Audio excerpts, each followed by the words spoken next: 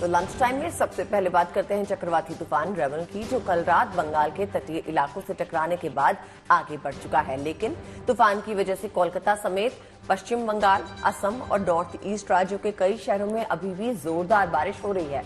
तेज हवाओं से कई पेड़ भी उखड़ गए हैं, सड़कें तालाब में तब्दील सी हो गई हैं। हालात को सामान्य करने में एनडीआरएफ और एसडीआरएफ की टीमें जुटी हैं।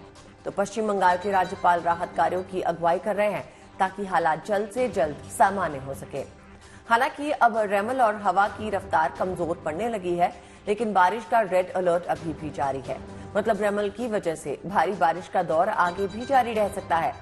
कल से बंद कोलकाता एयरपोर्ट भी अब उड़ानों के लिए तैयार है। कई जगहों की उड़ानें संचालित भी होने लगी हैं। हालांकि लोगों को अभी भी सावधानी बरतने की सलाह दी जा रही है।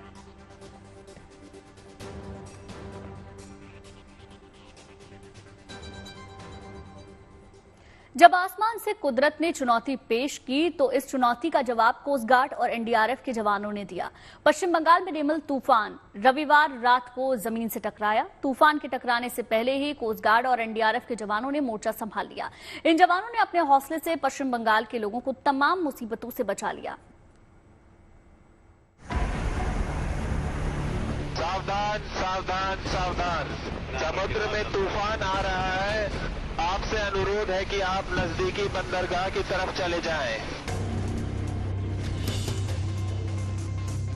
जब कुदरत ने रेमेल तूफान के शक्ल में चुनौती दी तो कोस्ट गार्ड के जवानों ने हौसले के साथ इसका मुकाबला किया। रेमेल की आहट मिलते ही इंडियन कोस्ट गार्ड के जवानों ने समंदर के आसपास के इलाकों में मोर्चा संभाल लिया। डॉर्नियर विमान में सवार होकर कोस्ट गार्ड के जवान तूफान की चाल पर नजर बनाए हुए हैं। रेमेल तूफान और उससे प्रभावित होने वाले इलाकों की बड़ी बारीकी से निगरानी की जा रही है।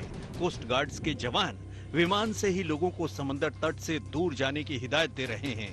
मछुआरों को भी फौरन बंदरगाह की तरफ जाने का संदेश दे दिया गया है। समुद्र में तूफान आ रहा है। आपसे अनुरोध है कि आप नजदीकी बंदरगाह की तरफ चले जाएं। सावधान सावधान सावधान सावधान सावधान सावधान। इन कोशिशों का नतीजा ये हुआ कि रविवार रात तूफान के समंदर तट तक पहुंचने से पहले ही ज्यादातर इलाके खाली करा लिए गए। तूफानी हवाओं ने अपना असर तो दिखाया, लेकिन गनीमत रही कि इससे जान माल का नुकसान नहीं हुआ।